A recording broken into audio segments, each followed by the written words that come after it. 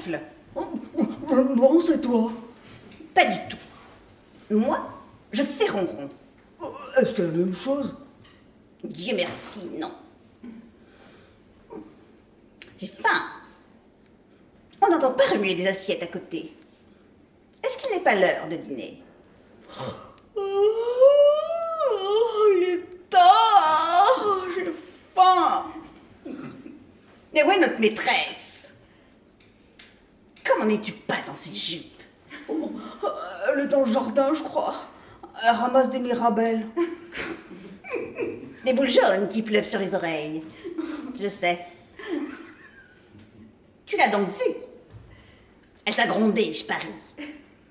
Qu'est-ce que tu as fait encore? Elle m'a dit de retourner au salon parce que je mangeais aussi des mirabelles. C'est bien fait. Tu as des goûts ignobles. Des goûts d'homme. Dis donc, je mange pas de poisson gâté, moi. Tu lèches des choses plus dégoûtantes. Bah quoi, par exemple? Des choses. Sur la route. Ouais, je comprends. Ça s'appelle des salles. Tu dois te tromper. Moi non, quand j'en flaire un superbe, bien roulé, un sans défaut, elle se précipite, l'ombrelle en l'air, et avant que je le goûte, elle crie « Sale !» Tu n'as pas honte? Pourquoi? Ces fleurs de la route plaisent à mon nez subtil, à ma langue gourmande. Ce que je comprendrai jamais, c'est ton épilepsie joyeuse sur les grenouilles mortes ou sur cette herbe, tu sais, La valériane. Peut-être bien, une herbe, c'est pour se purger.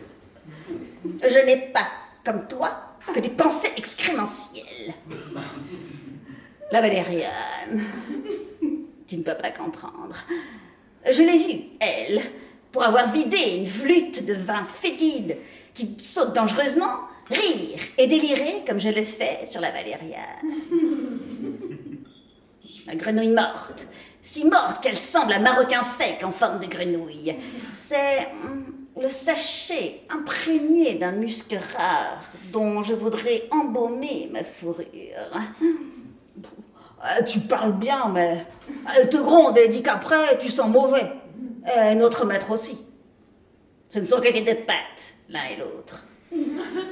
Tu les imites, pauvre être, et tu te diminues d'autant. Tu tiens debout sur tes pieds de derrière, tu portes un manteau lorsqu'il pleut, tu manges, fille, des mirabelles et ces grosses boules vertes que laissent choir parfois les mains malveillantes des arbres quand je passe dessous. Des pommes. Probablement. Elle les cueille et te les lance dans l'allée en criant « Pomme, Toby, pomme !» Et tu te rues avec des manières indécentes de fou, la langue et les yeux en dehors jusqu'à perdre haleine.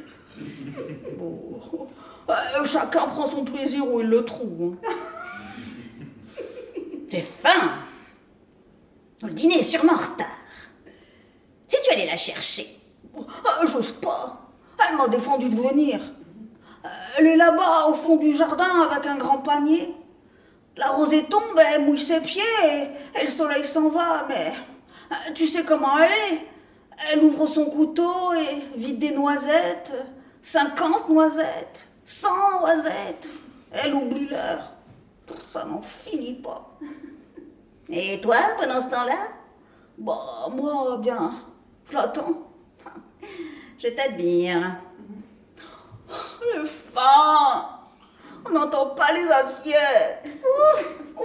Tiens, ta truffe se promène sur ton visage et plisse d'un pli de plus ce museau carré. Et tu ne songes qu'à la nourriture. Bah, toi, c'est ton estomac vide qui grogne et se plaint à une querelle. Mon estomac est charmant. Il n'y en a pas de plus gourmet, de plus fantasque, de plus solide et délicat ensemble. Il digère les adrettes de saule, des esquilles d'os de poulet, mais la viande suspecte le retourne. C'est à la lettre. À la lettre, en effet. Tu as l'indigestion mouvementée. Ah, oui, toute la maison s'en émeut. Laisse-moi te raconter, c'est qu'aux premières affres de la nausée, une grande détresse s'empare de moi, car la terre bouge sous mes pas. Les yeux dilatés, j'avale précipitamment une salive abondante et salée, tandis que m'échappe d'un volontaire cri de ventriloque.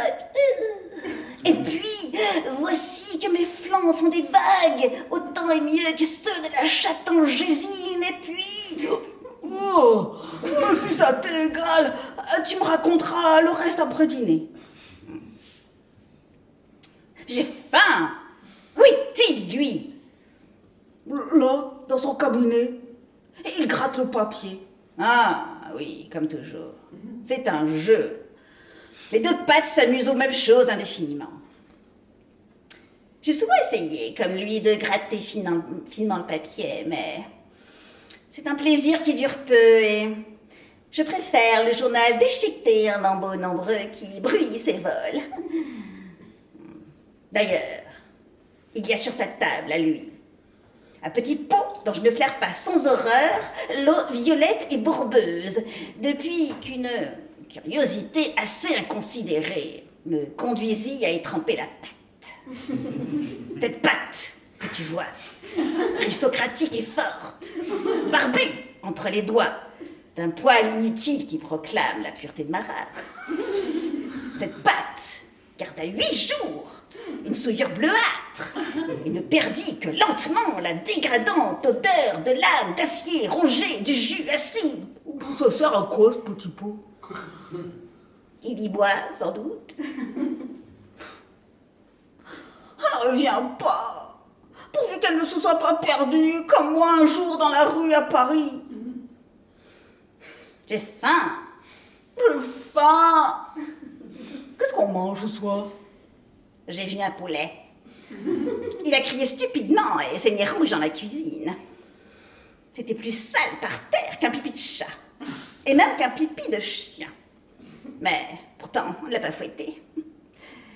Émilie l'a mis dans le feu pour lui apprendre. J'ai un peu léché le sang.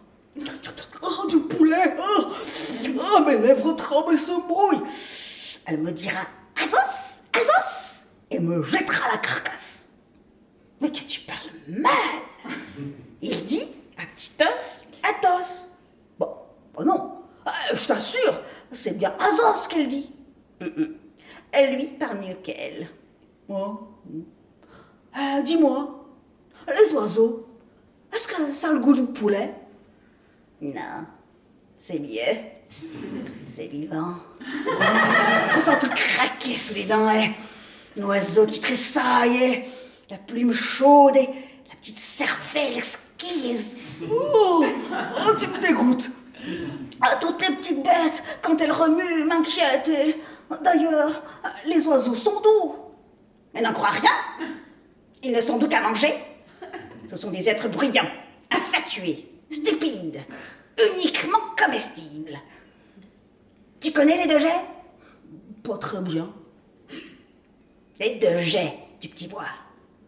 Ceux-là, ils rient, poussent des tiacs sardoniques quand je me promène, parce que je porte une sonnette au cou. J'ai beau tenir raide ma tête et poser mes pattes doucement, ma sonnette sonne. Les deux créatures s'esclaffent en haut du sapin. Que je les tienne un jour. Positivement, il y a des moments où je te reconnais plus. On cause tranquillement, regarde. Soudain, tu te hérisses en rince-bouteille. On joue gentil. Je te jappe derrière des wawawa pour rire. Tout d'un coup, on ne sait pas pourquoi. Peut-être parce que mon nez a frôlé cette toison qui bouffe en culotte de zouave.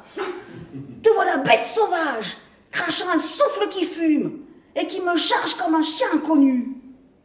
Est-ce que cela ne peut pas s'appeler un mauvais caractère? Non, pas. Un caractère seulement. Un caractère de chat. C'est en de tels moments irrités que je sens, à n'en pas douter, l'humiliante situation qui nous est faite, à moi et à tous ceux de ma race. Je me souviens d'un temps où des prêtres en longue tunique de lin nous parlaient courbets et tentaient, timides, de comprendre notre parole chantée. Sache, chien, que nous n'avons pas changé. Peut-être y a-t-il des jours où je ne suis plus pareil à moi-même, où tout m'offense justement. Un geste brusque, un rire grossier, le fracas d'une porte, ton odeur, concevable audace que tu as de me toucher, de me cerner de bons circulaires. Il a sa crise. Tu as entendu? Ah oui, la porte de la cuisine. Et celle de la salle à manger à présent. Et le tiroir aux cuillères. Enfin. J'en puis plus. Mais où est-elle? Le gravier ne crie pas. La nuit va venir. Mais va la chercher. Lui, d'ordinaire, il s'inquiète. Il demande où est-elle? Il gratte le papier. Il a dû boire toute l'eau violette du petit pot bourbeux. Je me sens vif et creux. On va manger. Respire la fumée odorante qui glisse sous la porte. Allez, jouons. Non. Cours, je te poursuivrai sans te toucher. Non. Pourquoi? Je n'ai pas envie. Que tu es ennuyeux. Regarde, je saute. Je mon capuchonne comme un petit cheval. Je cherche à saisir ma clé coupée. Je vire. Oh Dieu, la chambre tourne. Non, c'est fini. Quel être insupportable. Insupportable toi-même, hein. Prends garde. Je vais te charger comme elle fait quand elle est gaie et qu'elle crie « achat » pour lancer le jeu et te faire courir. Si tu oses. Oui, j'ose. Achat. Mais laisse-moi, espèce d'idiot. Attention à la table. Tu vas tout faire tomber. Oh non, on va se faire gronder. Pousse-toi, laisse-moi une place sous ce fauteuil. Tonnerre de Dieu, qu'est-ce qu'il y a encore? Cette ménagerie de malheur a tout chambardé ici. Oui, madame. Mais quelle boîte! On ne peut jamais dîner à l'heure. Il ne nous a pas vus. Attention, la voilà qui arrive du jardin. Ça s'est encore battu. Mon Dieu, quelle sale bête. Je les donnerai, je les vendrai, je les tuerai. Te voilà. Il est bien tard. C'est Toby qui m'a chargé. C'est lui qui a tout cassé. Je crois que l'inanition lui donnait le délire. Tu sens bon l'herbe et le crépuscule. Tu t'es assise sur du serpolet. Viens, dis à ton maître, à lui, qu'il m'emporte sur son épaule vers la viande qui sera trop cuite. Tu vas découper le poulet très vite, n'est-ce pas? Tu me garderas les peaux grillées? Si tu veux, je tendrai jusqu'au plat une pâte en cuillère qui sait ramasser les menus débris et les porter à ma bouche. De ce geste humain qui vous fait tant rire, lui et toi. Viens. Oui, te voilà. Enfin, je m'ennuie tant sans toi. Tu m'as exilé, tu ne m'aimais plus. C'est la lampe qui est tombée toute seule. Viens, j'ai très faim. Mais je consentirai joyeusement à ne pas dîner. Si tu veux m'emmener toujours, partout, même dans le crépuscule qui me rend triste, je te suivrai heureux, mon nez fervent aura ta jupe courte. Mais comment veux-tu les gronder? Regarde comme ils sont jolis.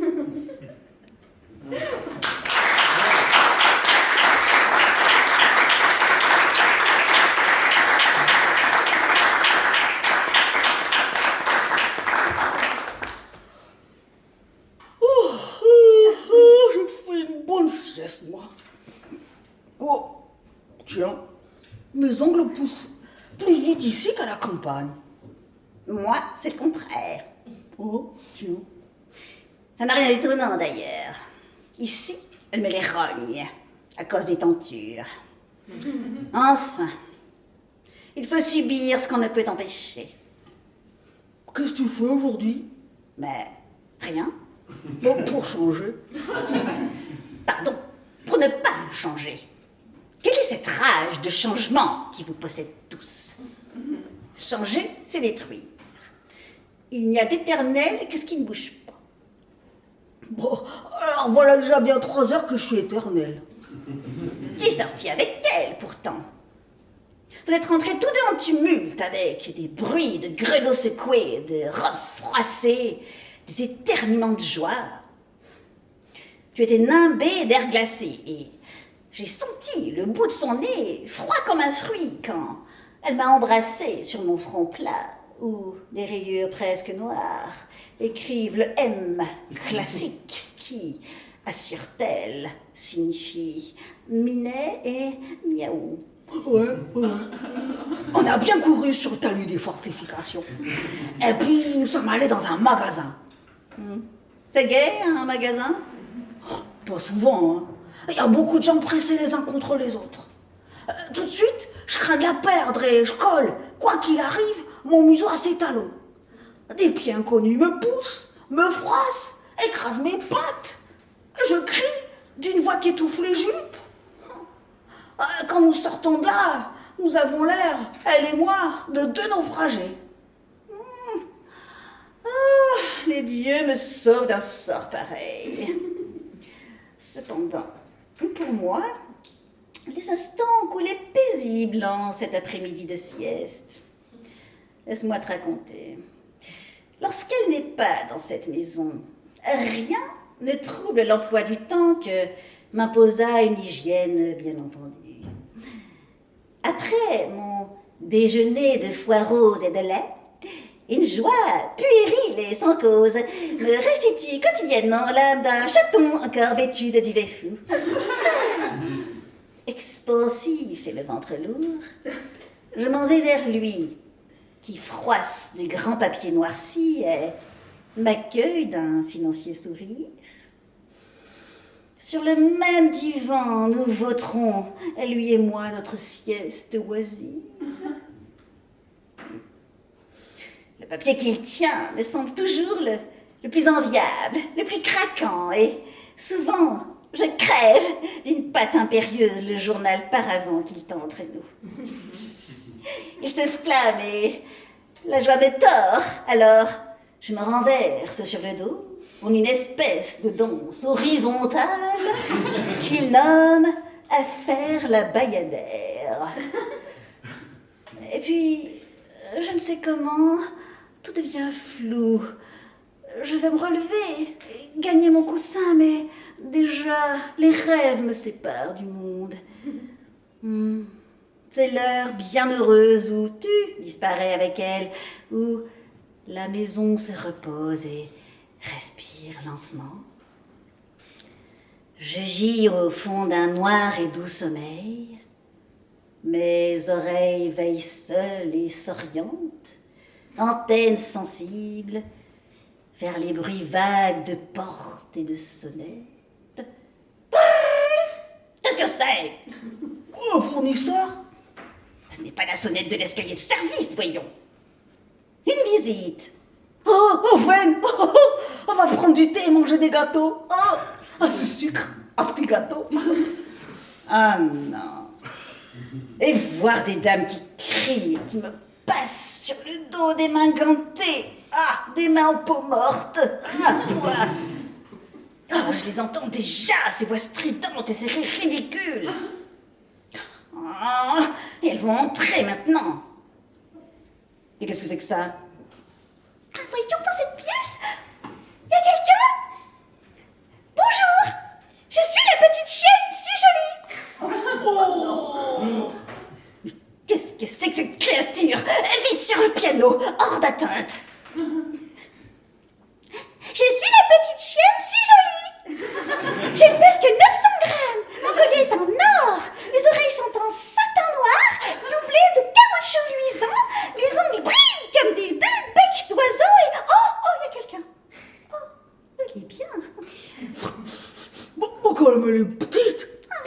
monsieur, ne m'approchez pas. Pourquoi? Je ne sais pas, ma maîtresse sait pourquoi. Elle n'est pas là, elle est restée dans l'autre chambre. Quel âge avez-vous? J'ai 11 mois. J'ai 11 mois, ma mère a été prise de beauté à l'exposition canine. Je ne pèse que 900 grammes. Vous m'avez déjà dit ça.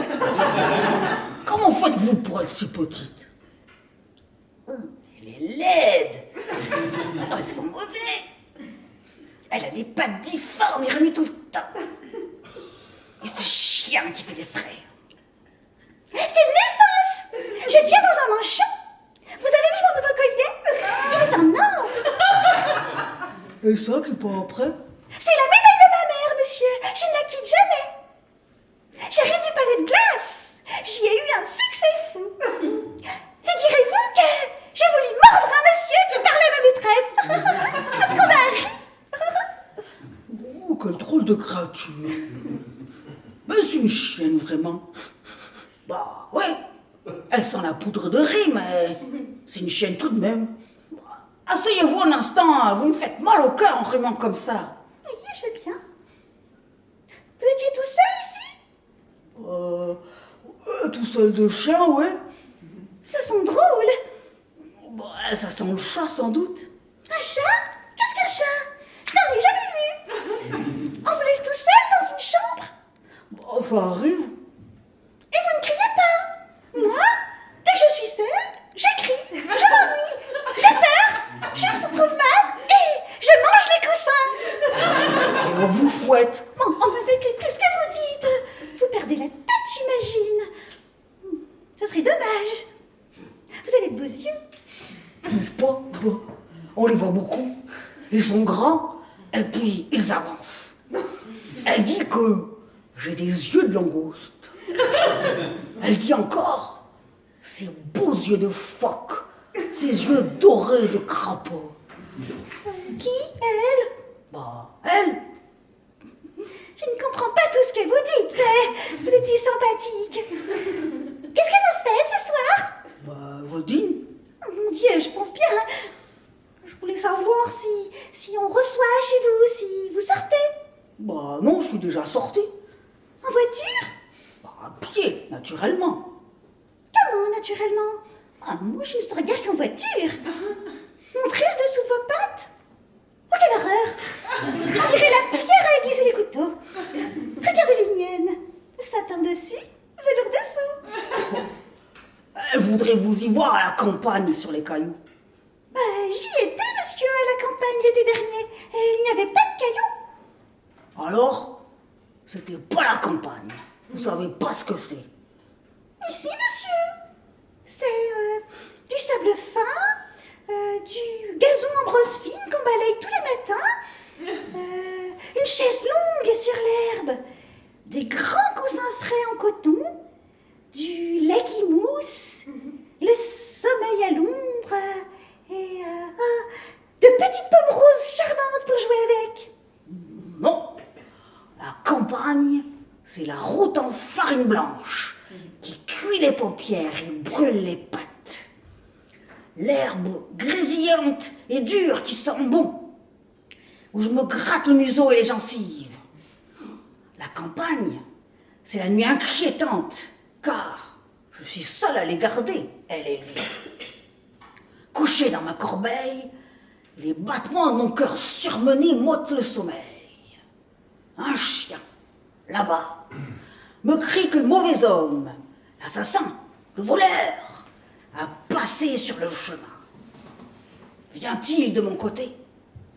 Devrais-je, tout à l'heure, l'œil sanglant et la langue crayeuse, bondir contre lui et dévorer sa figure d'ombre? Encore, que j'ai peur. Rassurez-vous, ça n'est jamais arrivé.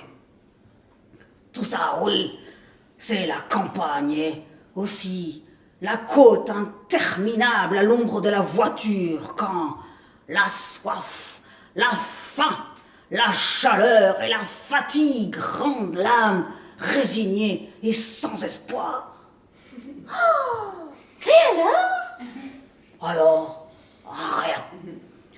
On arrive tout de même à la maison, au seau plein d'eau sombre où l'on boit sans respirer, pendant que des gouttelettes fines éclaboussent délicieusement les paupières douloureuses, les sourcils poudreux.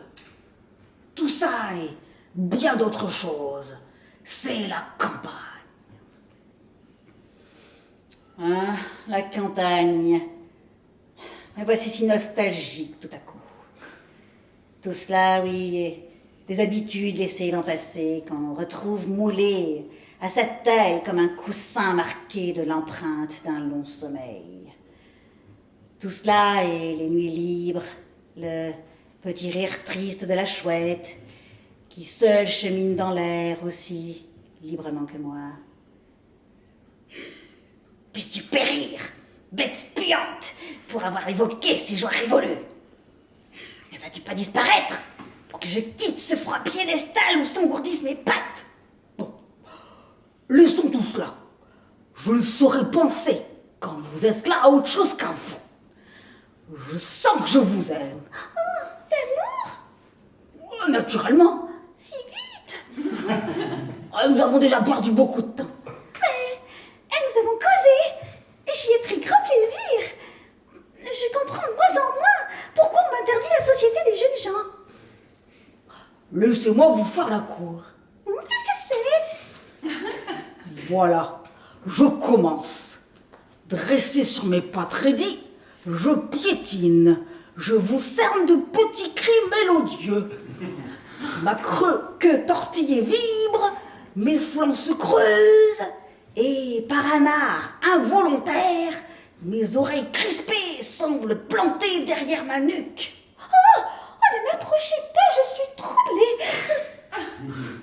Déjà, pour l'emprise définitive et complète, ma patte puissante plie vos reins. Aïe, oh, brutal! Ah, ce conscient n'est pas petite comme vous. Pourriez pas monter sur un petit tabouret? Je pardonne pas à mes yeux de se souiller d'un tel spectacle. Devrais-je rougir de tout cela à cause de ce couple cynique? Ah. Ouais, dis donc, espèce de petite allumeuse, ça va finir ce jeu de cache-cache? Ouais, viens donc, tu ne le regretteras pas. Oh mon Dieu, c'est terrible.